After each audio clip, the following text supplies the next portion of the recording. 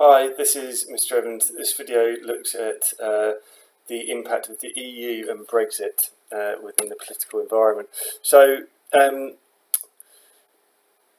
we're looking at, in this section, on the political and legal environment. Now, when AQA were writing this specification, the UK had not yet voted to leave the EU, which just goes to show how quickly things in the external environment can change. So although Brexit is not in the specification, there will not be a question on Brexit because it's not in the specification. I think it is important to have an understanding of Brexit and what's going on. And particularly as you need to understand the relationship between the UK and the EU. So what is the EU? Well, the EU is a single market comprising of 28 member states who cooperate on an economic and a political basis. I'll get into what the term single market means in a minute, but the key thing to recognise is that there are 28 member states who cooperate for economic and political benefits, basically. Very briefly, as a history, the EU started after the Second World War as an attempt to increase the number of ties between European nations, so it would be harder for there to be another war in the future.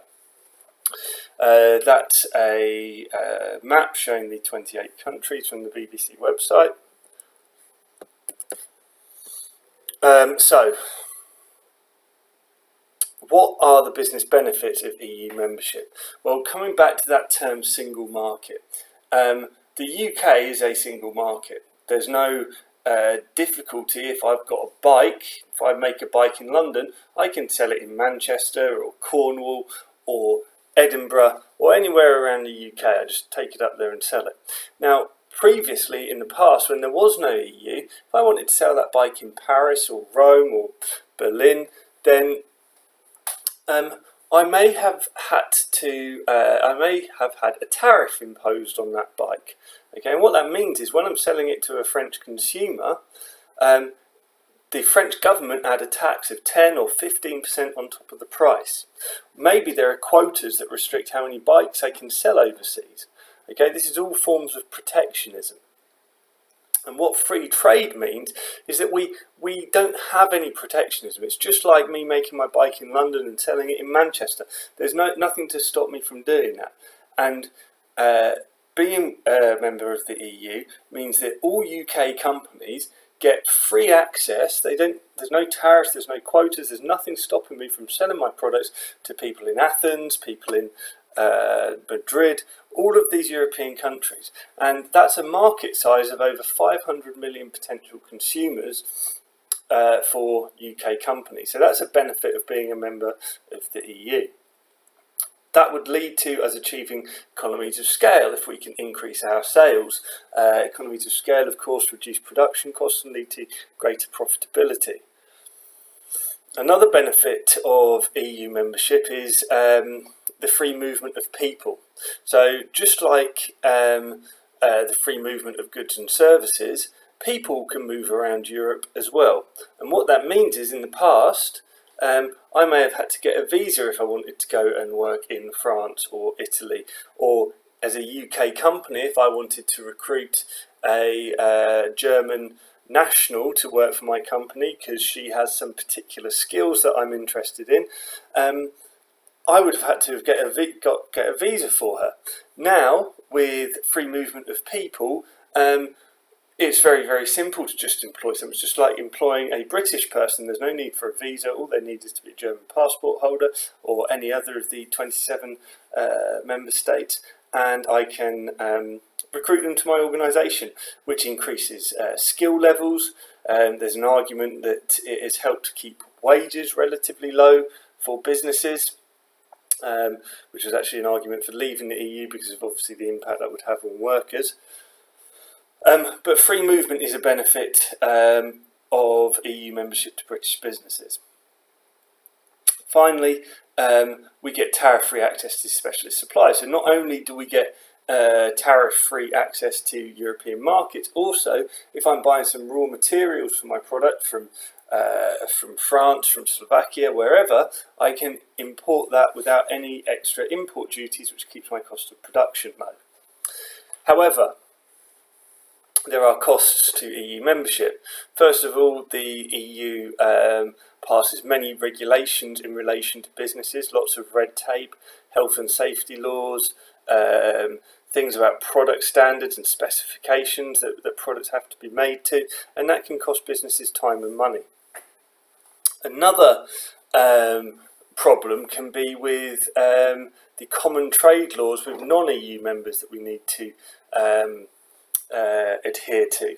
So because we enter this free market where we've got free trade with Germany and France and Italy and all these big European economies, well, we need to have a common trade law for all of us, 28 members, who trade with people outside that.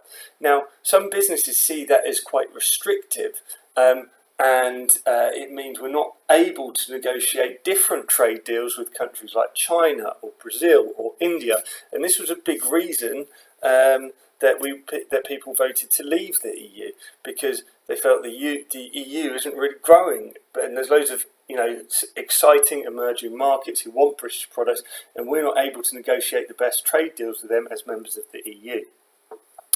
A third cost of EU membership is the increase in competition for UK businesses. Okay, it's great for consumers that we get all of these fantastic German cars and French cheese and all the rest of it, but that increases the competitive environment for UK businesses and may put them at risk of going out of business if they can't compete.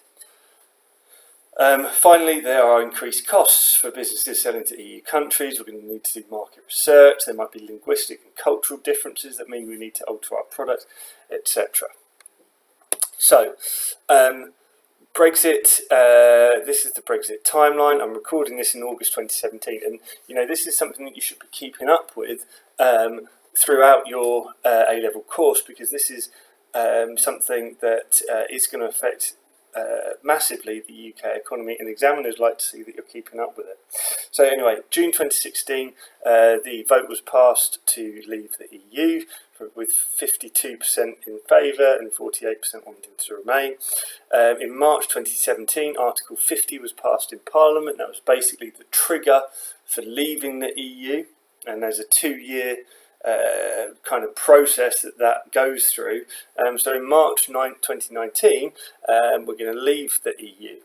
Now there's lots going on in the news about this.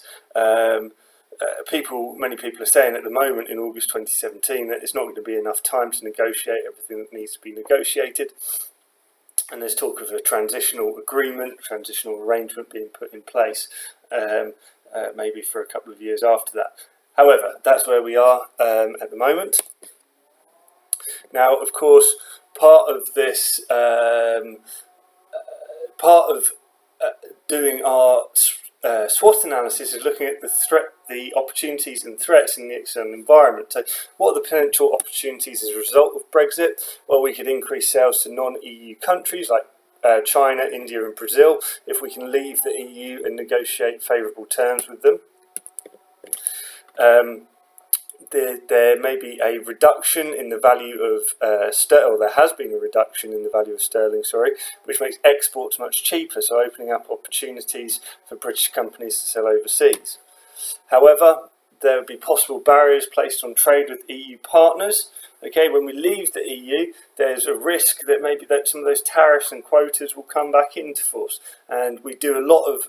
The EU is our biggest export destination, so that could be very, very damaging for UK companies.